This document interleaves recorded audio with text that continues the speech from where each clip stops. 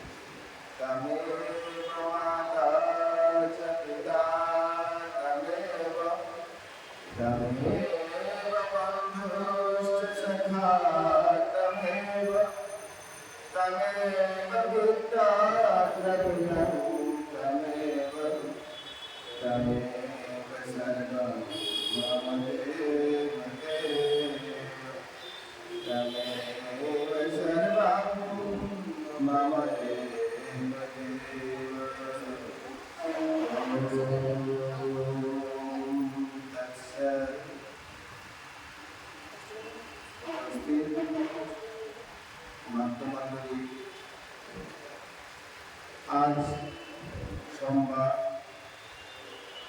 समापति अमावस्या आज के माয়ের विशेष पूजा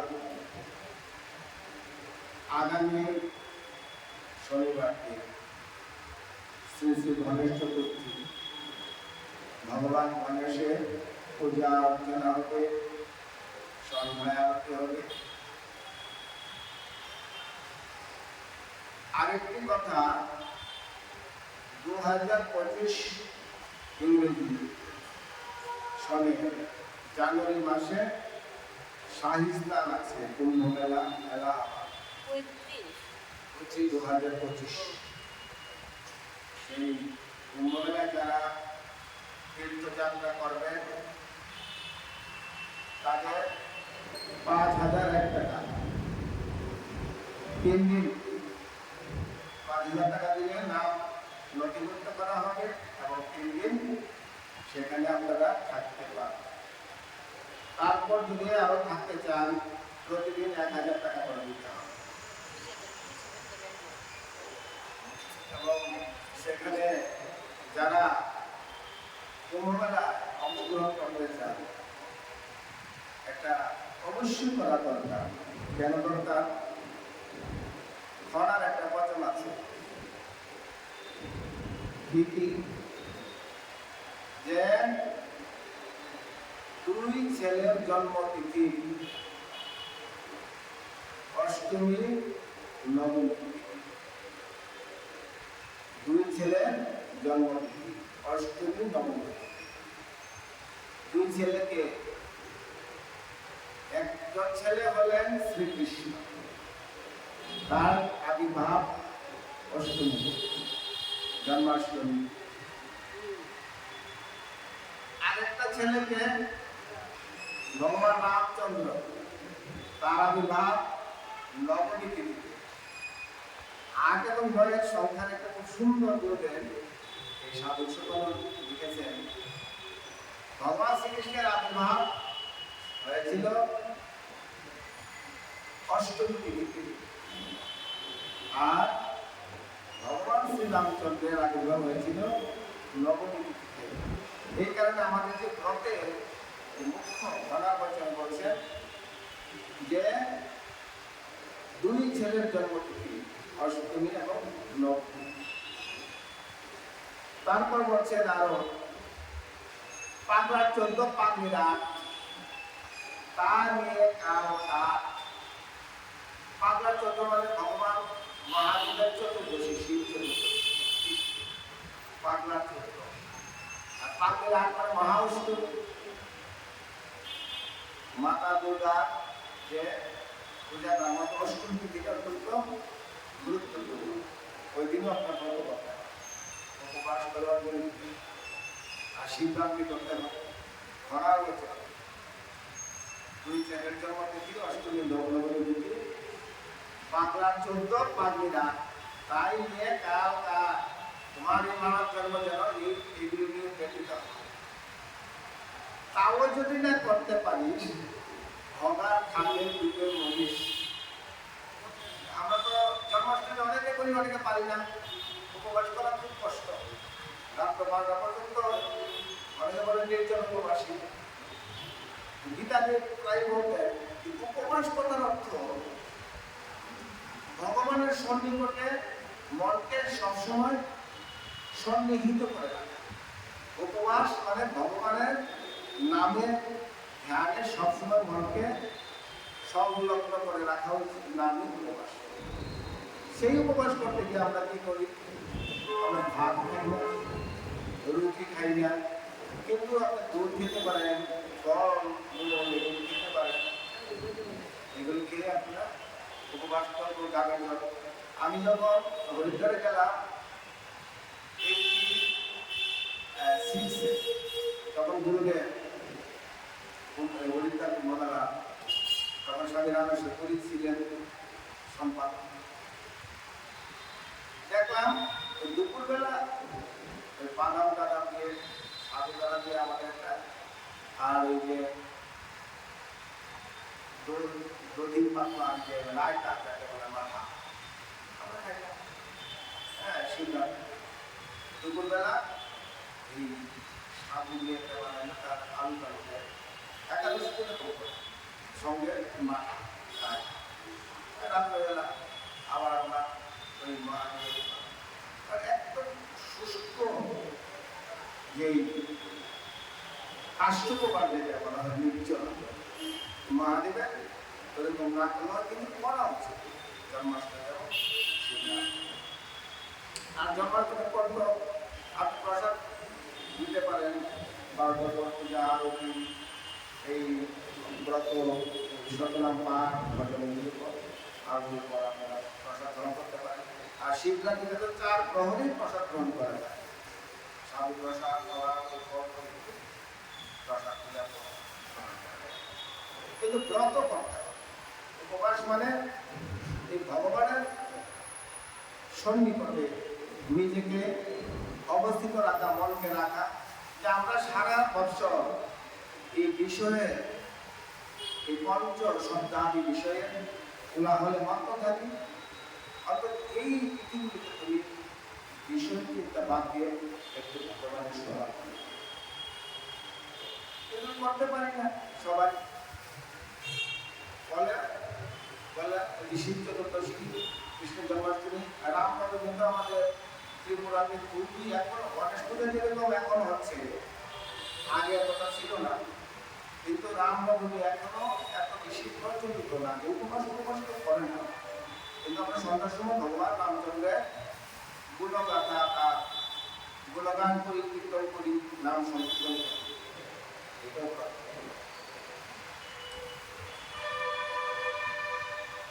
আর মহাষ্টমী কি করতে হয়, উপবাস করে মায়ের চরণ যেতে হয়। আর বাকি রইল ভগার খাবে তুলে ভগা মানে কি, মাতা গঙ্গাকে আনয়ন করেছিলেন ভগীরথ, মহাদেবের শিরে মায়ের অবস্থান গঙ্গা, সেই গঙ্গাকে আনয়ন করেছিলেন বহু বৎসর তপস্যা করে ভগীরথ মাতা গঙ্গাকে এই ধরা নামে আনয়ন করেছেন। তাই বলছেন এইগুলি যদি করতে না পারো তাহলে ভগার খাবে ডুবে যাবে, অর্থাৎ গঙ্গা স্নান করে। আর আমাদের এই আচার্য শঙ্কর বলেছেন গুরুতে গঙ্গা সাগর স্নানম অথবা দানম ব্রত পরিপালনম, গঙ্গা স্নানের যে মাহাত্ম্য একমাত্র সনাতন, অন্যদের কাছে সেটা কি নদী, অন্যদের কাছে সেটা নদী, কিন্তু আমাদের কাছে সেটা মায়ের একটা স্বরূপ। এই কারণে এই গুরুদেবের কাছ থেকে আমরা কত কিছু শিক্ষা লাভ করছি। যারা গঙ্গা স্নানে যায় তারা কি করে, ওই বাসি কাপড় কাপড় করে দিয়ে স্নান টান করে তারপর মাথা কাছে মুছে তারপর ভালো ভালো কাপড় করে গঙ্গা স্নান করতে গেলে আপনি স্নান করে দেবেন, স্নান করে দিয়া কাপড় করে আপনাকে শিখে কেন করতে হবে, কারণ আপনি সেখানে মায়ের একটা পূজা করতেছেন।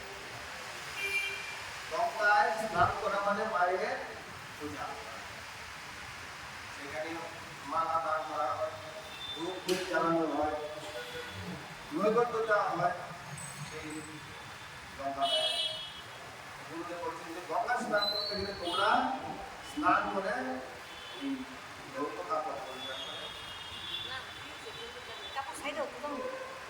কাজে এই যে কথাটা যে গঙ্গা আমাদের কাছে, কাজে যারা কুম্ভমেলা যাচ্ছে আমাদের যে কত পাপ হয় আমরা কিন্তু জানি না। কেন জানি না?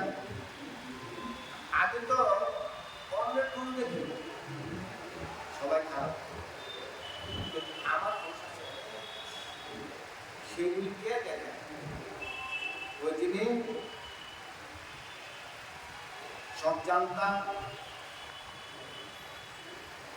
যিনি সর্বজ্ঞ, যিনি সবকিছু দেখেন।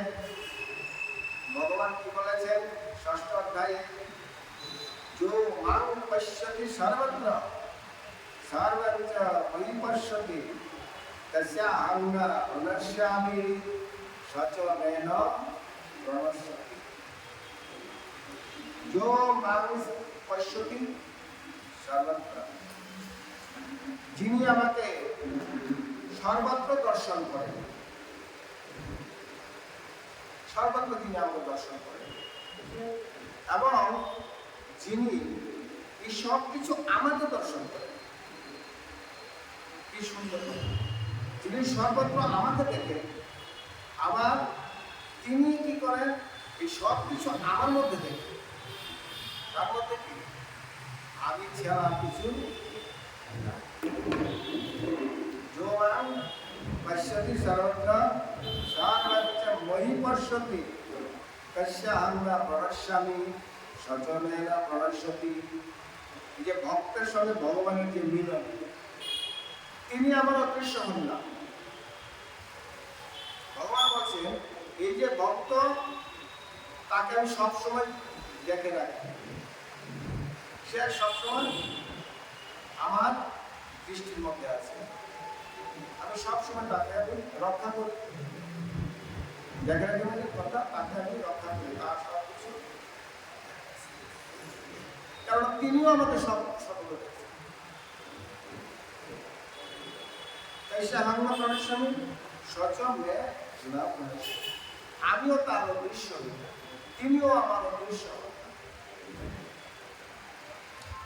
এই যে ভক্তির পরাকাষ্ঠা, এটা কিন্তু একমাত্র ভগবানের অসীম কৃপা এবং গুরুজনের কৃপা যদি হয়, তবেই সাধক তার সাধনার দ্বারা অগ্রসর হতে পারে। এই যে একটা পরাকাষ্ঠা, ভক্তির পরাকাষ্ঠা, যেটা মানব জীবনের লক্ষ্য, যে ভগবানকে সর্বত্র দর্শন করা এবং সব কিছু ভগবানের মধ্যে দর্শন করা, এইটা এর নাম ভক্তির পরাকাষ্ঠা।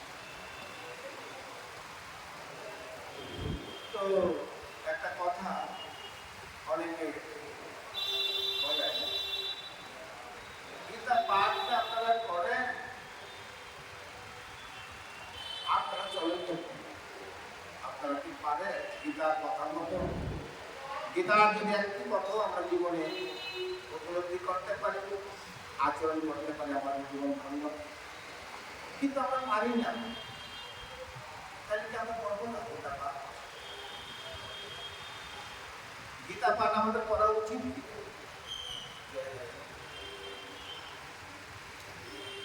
প্রতিদিন যারা গীতা পাঠ করে, নিত্য গীতা পাঠ করে, তার দ্বারা কি হয়?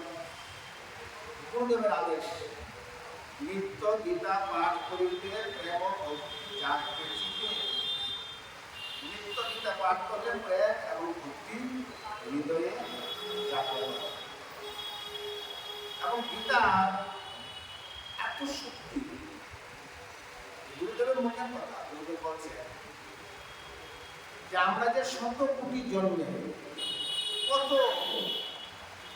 পাপ, কত কর্ম, কত কি করছি আমরা, সেইগুলির যে প্রারব্ধের ভোগ এই গীতা পাঠের দ্বারা, গীতা মায়ের অশেষ কৃপার দ্বারা অদৃশ্যাকারে সেগুলি খণ্ডিত হয়। অদৃশ্যাকার জানিও না যে আমার কত ভোগ ছিল, ভগবান সেই ভোগ থেকে আমাকে নিষ্কৃত দিলেন, এবং অতি অল্প, যেটা বৃহৎ কোনো ভোগ ছিল, কিন্তু অতি অল্পের মধ্যে আমি সেই ভোগ থেকে নিবৃত্ত হতে পারি। তো গীতা কে জানেন? একমাত্র ভগবান শ্রীকৃষ্ণ নিজে জানেন। ভগবান শ্রীকৃষ্ণ একমাত্র গীতা সম্পূর্ণরূপে জানেন। আর যিনি তার শ্রোতা অর্জুন, তিনি কিরকম জানেন?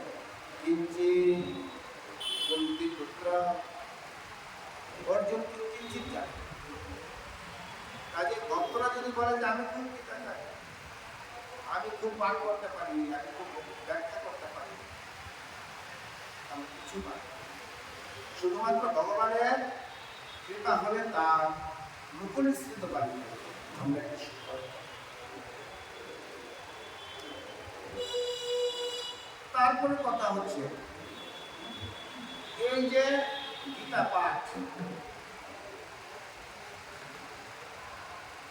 কেউ দেখবেন শিশুকালে সিদ্ধি লাভ করে, তার পূর্ব জন্মের সুকৃতির ফলে সাধনা। আবার কেউ বৃদ্ধ হয়ে যায়, তথাপি তার সেই জ্ঞান হয় না, কিন্তু সাধন বচন আপনাকে করতে হয়। শनै শनै উপরমে উত্থান শनै শनै মানে ধীরে ধীরে অগ্রসর হবে। এখানে পরিত্যাগ করে চলবে। একটা শিশু যখন ছোট থাকে তখন হামাগুড়ি দেয়, তারপরে একটু বসে, তারপর একটু দাঁড়াতে চেষ্টা করে, তারপর একবার দুবার করে হাঁটতে থাকে, আবার পরে যায়, আবার চেষ্টা করে। এইভাবে সে একদিন বাইক চালায়, স্কুটি চালায়, গাড়ি চালায়, এই এরোপ্লেন চালাতে পারে, রেলগাড়ি চালাতে পারে। এই শিশু ঠিক তেমনি ভাবে আমি যখন বিদ্যালয়ে ভর্তি হই, প্রথমে ওই বাংলাদেশ স্কুল, তারপরে নার্সারি, কেজি 1, 2, তারপরে আপার, এইভাবে 1, 2, 3, মাধ্যমিক, উচ্চ মাধ্যমিক, স্নাতক, পিজি ডিগ্রি, যেটা পোস্ট গ্রাজুয়েট, এইভাবে ঠিক তেমনি শত সহস্র বছর যেতে পারে, কিন্তু সাধনা যদি কারো অগ্রসর হতে দিলে একদিন একদিন সে মহাত্মা হবেন, ভগবানের ভক্ত হতে পারবেন এবং সর্বত্যাগী সন্ন্যাসী। কাজে গীতা পাঠ এবং গীতা শ্রবণ করা, আমাদের গুরুদেব মহারাজরা বলতেন না, শ্রবণাম মঙ্গলম, শ্রবণের দ্বারা মঙ্গল। গুরুদেবের একটা গল্প আমরা শুনছি যে একজন জমিদার ছিলেন, জমিদারের নাম ছিল লালাবাবু। লালাবাবু একজন জমিদার ছিলেন। তো লালাবাবু নৌকা দিয়ে যাচ্ছেন, ওই নৌকার পাড়ে এসে তিনি শুনতে পাচ্ছেন একজন ধূপার মেয়ে তার বাবাকে বলছে, বাবা বেলা হয়ে যায়, বাসনায় এখনো আগুন দেওয়া হয় না। বাসনা মানে ওই একটা চুল্লি, যার মধ্যে আগুন দিয়ে কি করে, ওই যে লোহার স্ত্রীটাকে গরম করে তারপর বাসনা মানে কলা কাঁঠাল, হ্যাঁ কলা গাছের দিয়ে শুকনা বীজ। আচ্ছা, বাসনা মানে হলো এটি, কলা গাছের থেকে তো বাইরে আনে, এটি দিয়ে আগুন জ্বালায়, আগুন সুদা। আচ্ছা, তো ওই আগুন দিয়ে কি করে, তখন ওই ইস্ত্রি করে ওই বাসনা। না, এটি দিয়ে কাপড় ধোয়, কাপড় পরিষ্কার করে, এটা হলো বাসনা। তো এই যে ধূপার মেয়ে কিন্তু বলছে যে বাসনায় আগুন দেওয়া হয় না। ধূপার মেয়ের কিন্তু উদ্দেশ্যটা কি, ওই তার নিজের লালাবাবু শুনছে বাসনায় আগুন দেওয়া হয় না, বেলা হয়ে যায়, বাসনায় আগুন দেওয়া হয় না। এই লালাবাবু আর কি করলেন, আর ঘরে ফিরলেন। ওই তিনি অর্থ করলেন কি, যে বেলা হয়ে যায় মানে আমাদের জীবনের বেলা শেষ হয়ে যাচ্ছে, এখনো বাসনায় আগুন দেওয়া হয় না। বাসনা মানে বিষয়ের বাসনা। আমরা বাড়িতে কেন যাই, বিষয় বাসনা। আমাদের যে খাওয়া পড়া এগুলি যে সংসারের মূলে কিন্তু বাসনা। এই কারণে ভগবান বলেছেন অনিত্যম অসুখম দুঃখম ইমাম প্রাপ্য অজস্রমাম, এই সংসার বাসনা। বাসনার কথা যখন বললাম, বাসনা নিয়ে একটু বলি। বাসনা হচ্ছে 3 রকমের বাসনা। 3 রকমের বাসনা। কি কি বাসনা? একটার নাম বেদান্তের ভাষায় বলে এসনা। বাসনাতে একটা নাম বেদান্তের ভাষায় হচ্ছে এসনা। এই মধ্যদশ এসনা 3 প্রকারের। একটা লোকৈষণা, একটা বিত্তৈষণা, আরেকটা পুত্রৈষণা। আমার ছেলে হোক, মেয়ে হোক, আমার ছেলের ঘরে নাতি হোক, নাতনি হোক, বা তার ঘরে হোক, যে বংশ বিস্তারের যে একটা উদ্দেশ্য, পুত্রৈষণা। এটা গৃহীত যেমন থাকে, সাধুদের মতো না। বলে কিরকম? আমার শিষ্য হোক, অনেকের এরকম থাকে। এরকম একটা আশ্রম যদি বানায়, আশ্রমে কে রক্ষা করবে? এখানে যদি 5-10 জন শিষ্য থাকে, এদের উপর দায়িত্ব দেওয়া, একটা কমিটি বানায় বা এই আশ্রমটা পরিচালনা করো, অর্থাৎ এর নাম হচ্ছে পুত্রৈষণা। আমরা গুরুদেবের তার কোনো ইয়ে নাই, ছেলে নাই, মেয়ে নাই, কিন্তু গুরুদেব কি রাখি? বাবা বাবা বাবা বাবা, হ্যাঁ, কেউ দাদু। আমরা ছোটবেলা দাদু রাখতাম, বাবার দীক্ষা কর, আমি গুরুদেবকে বাবা রাখছি। আমার ছেলে বন্ধুকে তার বাবা জগৎ পিতা, এর নাম হচ্ছে পুত্রৈষণা। বিত্তৈষণা মানে কি? এই ফ্ল্যাট বানাও, বাড়ি কিনো, গাড়ি কিনো, টাকা জমাও, এই যে ধন বৃদ্ধির যে একটা মনোবাঞ্ছা, বাসনা, এর নাম বিত্তৈষণা। এটাও সাধারণ থাকতে পারে। আমার 5টা 10টা আশ্রম, অনেকবার আমাদের আশ্রমের 10টা শাখা। কে বানাইছে? মহাপুরুষরা যদি না বানায়, ওনাদের নিজের জন্য না, শিষ্যদের করার জন্য, হ্যাঁ, শিষ্যদের জন্য। এর নাম বলছেন বিত্তৈষণা। আরেকটা জিনিস, এর নাম হচ্ছে লোকৈষণা। লোকৈষণা মানে এই ধনেরও আমার কোনো প্রয়োজন নাই, আশ্রম বানানোরও দরকার নাই, শিষ্য বানানোরও দরকার নাই। আমার ছেলে মেয়ে তো ভগবান যা দিছে তা বুঝার মতো। পুত্র হইলে কি হইব? ওই যে কন্যা নরক থেকে উদ্ধার করে পুত্র। আর না উনি কি যার ছেলে মেয়ে নাই, কেউ নাই। ভগবান আমাদের মানব জীবনের উদ্দেশ্য কিন্তু এই কন্যা নরক থেকে উদ্ধার হওয়া না, আমাদের উদ্দেশ্য ভগবানকে মানা। কাজে তার বিত্তৈষণাও নাই, পুত্রৈষণা নাই, কিন্তু লোকৈষণা। লোকৈষণা কি? সবাই যদি বলে শঙ্করদা ভালো গান করে, শঙ্করদার গান কি সুন্দর, এই যে একটা আকাঙ্ক্ষা ভিতরে ভিতরে, আমি ভজন গান জানি, ওই গানটা আমার মুখস্থ, সবাই আমার ভালো করবো না, খুব ভালো, সব নিরামিষ খায়, জপ করে, কীর্তন করে, একটা ভিতরে সুপ্ত বাসনা আছে, যার নাম হচ্ছে লোকৈষণা, যশ। আর কি? কেউ যেন আমার মন্দ না বলে, অপচয় যেন করে, কেউ যেন আমার দুর্নাম বা বদনাম করতে না পারে, এই একটা ভয়। এটা একটা ভয়, কেউ যদি আমার মন পাশে মন্দ করে। এই যে এসনা, যেটাকে বলা হয় লোকৈষণা, এটা শুধু মহাপুরুষরাই সহজে থাকতে পারে। যেন আমার পাঠের মধ্যে আজকে 200 বা 500 লোক আসে, আমি ভাগবত কথা ভগবানের কথাই বলবো, লোকজন নাই, ভালো লাগে। একটু প্রচার, সঙ্গের প্রচার, একটু ভগবানের প্রচার, স্বাগত দেখছি। গীতা ভালো বলতে পারেন না, ভালো উচ্চারণ করতে পারেন না, এই যে একটা কথা কেউ বলতে পারবো না। পড়াশোনা করতে হবে খুব সতর্ক, যাতে মানুষ আমার কোনো খারাপ বলতে না পারে। এর নাম হচ্ছে বৈষণা, লোক থেকে দূরে। এই যে বাসনা, এই 3 প্রকার বাসনাই তোমাদের করতে হবে।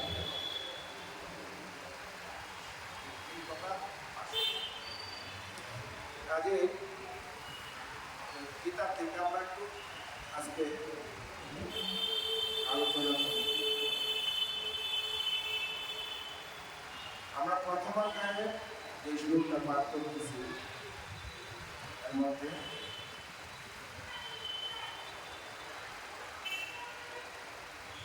26 নম্বর শ্লোক। প্রথম অধ্যায় অর্জুন বিষাদে থেকে সঞ্জয় বাজ তত্রাপশ্যাৎ স্থিতান পার্থঃ ইদ্ধিনাথা পিতামহঃ আচার্যাং মাতুলং ভ্রাতৃ পুত্রান পৌত্রান সখিংস্তথা শাশুড়ান সুহৃদশ্চৈব শনয়োরো ভয়রপি তাং সমীক্ষা সকৌন্তেয় सर्वान् बन्धुनवस्थितं कृपया परयादिष्टो विषिदन्निदमब्रवीत्।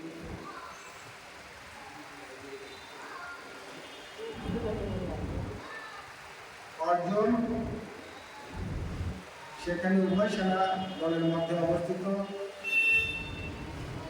ভূরিশ্রমাদি পিতৃগণকে, ভীষ্মাদি পিতামহগণকে, দ্রোণ এবং কৃপাদি আচার্যগণকে, সৈন্য প্রভৃতি মাতুলগণকে, ভীম, যুধিষ্ঠির, দুর্যোধনাদি ভাইগণকে, অভিমন্যু এবং লক্ষ্মণাদি পুত্র সকলকে এবং পুত্র সমূহকে, অশ্বত্থামা প্রভৃতি বন্ধুগণকে, দ্রুপদ ইত্যাদি শ্বশুরগণকে এবং কৃতকর্মাদি সুহৃদগণকে অর্জুন যুদ্ধার্থ প্রস্তুত সেই সকল বন্ধুগণকে দেখে পরম করুণা অভিভূত হয়ে দুঃখ করতে করতে দুই কথা বলে।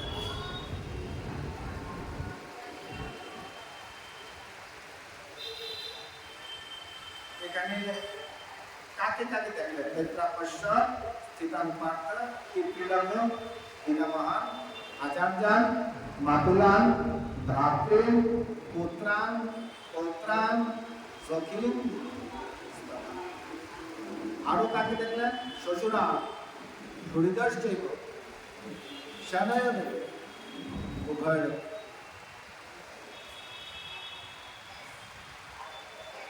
तान समीक्षा सकौन्तेय सर्वान् बन्धुन् अवस्थितान् कृपया परयादिष्टो विषिदन् इदमपि।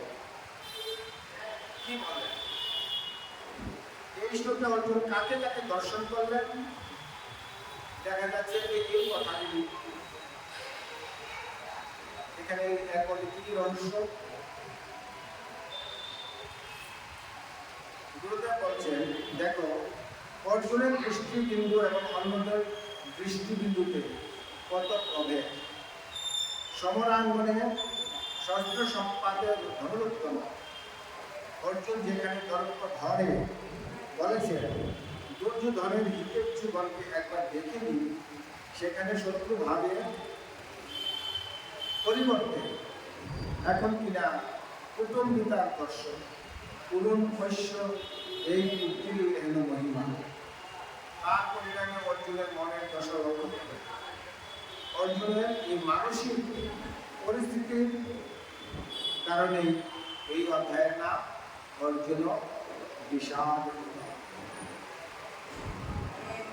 কৃপা বিশ্ব কেন বলেন? অর্জুনের দৃষ্টি এখন শত্রুপক্ষ থেকে পরিচালক পক্ষ হয়ে পড়েছে। তাই এই যুদ্ধে উপস্থিত আপনজনের নিধন অবশ্যম্ভাবী জেনে তার হৃদয় ঘনীভূত হয়েছে শোকে।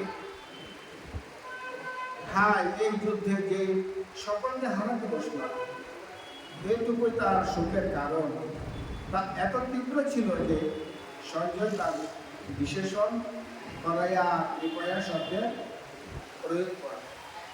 কেউ কেউ আবার অপরয়া কৃপয়া এরূপ পদচ্ছেদ করে অর্থ করেছেন যে আপন সেনাদলের জন্য তো প্রথম থেকেই করুণা ছিল, এখন সেনা মুক্তি থেকে অপরয়া অর্থাৎ অপর পক্ষে সেনাদের প্রতিও তার ক্রোধের পরিবর্তে করুণা সঞ্চার করে। তার যে নিজের দলের লোক দেখে যেমন তিনি, তার যে একটা আত্মীয় স্বজন, এরা সবাই মারা যাবে যুদ্ধে, আর যাদের সঙ্গে তিনি রথ দ্বারা আঘাত করবে, অস্ত্র দ্বারা আঘাত করবে, পরোক্ষণ পক্ষে যারা রয়েছে তারাও নারী ভাই, বন্ধু, গুরু, আচার্য, তাই বলেন কৃপয়া বিষ্ণু।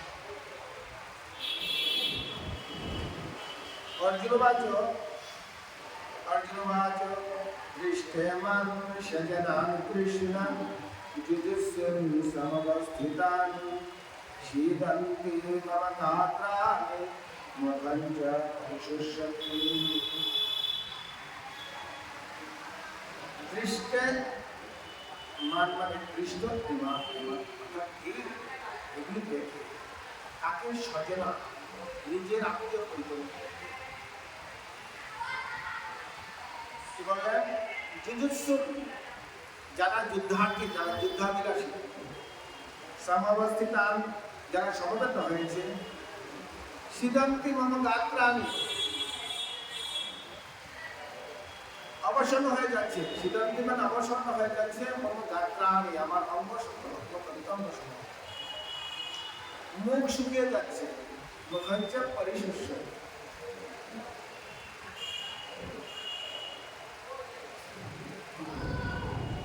অর্জুন এখানে ভগবানকে কৃষ্ণ নামে সম্বোধন করলেন। কৃষ্ণ কেন বলেন? কৃষ্ণ নামের অর্থ কি? আমরা জানি ভগবান শ্রীকৃষ্ণের শরীরের রং কালো, তাই কৃষ্ণকে বলা হয় কালা। কৃষ্ণ নামের একটি আধ্যাত্মিক অর্থ রয়েছে। শ্রীধর স্বামীর মতে কৃষ্ণে ভুবাচকঃ শব্দ নশ্চ বিপ্রেতি বাচকঃ তৈরেকং পরং ব্রহ্ম কৃষ্ণ ইত্যভিধীয়তে। কৃষ্ণ মানে সত্তা, না এবং আনন্দ, উভয়ের ঐক্য কৃষ্ণ শব্দে বোঝায়। আনন্দের সত্তা বা সৎ স্বরূপ আনন্দ যে পরব্রহ্ম তিনি কৃষ্ণ। আর অর্থ কি? ভক্তানামাকর্ষণাৎ ভক্তা দুঃখাকর্ষণাৎ কৃষ্ণ।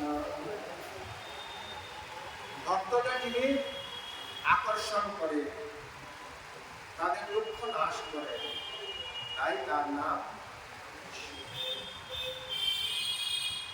কৃষ্ণ। শব্দের আরেকটি অর্থ গুরুদেব লিখেছেন, কর্ষয়েৎ সর্বং জগৎ কালরূপেণ যা কৃষ্ণ। যিনি মহাকাল রূপে সকল জগৎকে কর্ষণ করেন, আকর্ষণ করেন, আকর্ষণ করে বিলীন করেন, তিনি কৃষ্ণ। অথবা কৃষিশ্চ পরমানন্দঃ নশ্চ তদ্দাস্য কর্মণি। ভক্তদের যিনি পরমানন্দ প্রদান করেন তিনি কৃষ্ণ। এখানে একটা কথা, একবার এক জায়গায় পাঠ শুনতে গেছি, সেখানে আমি আবার ওই পঞ্চতত্ত্ব কীর্তনটা করতাম। পঞ্চতত্ত্ব গান ওই জায়গায় জানা রাখে, আমি আশ্রমে আসার সময় আমাদের ওই ধরে নিয়ে গেছে, আমাদের এখানে পঞ্চতত্ত্ব গান জানে না, তুমি গান জানো, প্রত্যেকদিন ওই সেখানে পাঠে লাগে জয় জয় নিত্যানন্দ, গৌরাঙ্গ। আবার পাঠের শেষে একটা কীর্তন আছে, জয় জয় রাধে কৃষ্ণ গোবিন্দ। আমি সেখানে পাঠে শুনলাম, পাঠের পরে যখন আমি কীর্তন করতাম, কীর্তন করে প্রণাম করলে আমার ওই মালাটা দিতে। আমি বললাম আপনার পাঠ কিন্তু আমার আজকে আপত্তি আছে। বলে যে বলো না, বলো কোন জায়গায় তোমার আপত্তি বলো। আপনি আজকে পাঠ করলেন হরে কৃষ্ণ কৃষ্ণ কৃষ্ণ হরে হরে, হরে রাম রাম রাম হরে হরে। তিনি বললেন যে হরে কৃষ্ণ তো ঠিক আছে, হরে রাম হচ্ছে রাম, উনিও কৃষ্ণ। বলে অযোধ্যানন্দন, অযোধ্যাপতি দশরথ নন্দন রামচন্দ্র, রঘুবংশের রামচন্দ্র, তিনি না কৃষ্ণই, যে হরে রাম, সে রাম মানে কৃষ্ণ। আমরা এটা কি কথা, কৎসে কৃষ্ণ, যে রাম ভগবানই রমণ করেন, ভগবান শ্রীকৃষ্ণই, যে রাম মানে রমায়তি রাম, ভগবান শ্রীকৃষ্ণই রমণ করেন, তাই এ রাম মানে কৃষ্ণ, আসলে কৃষ্ণ।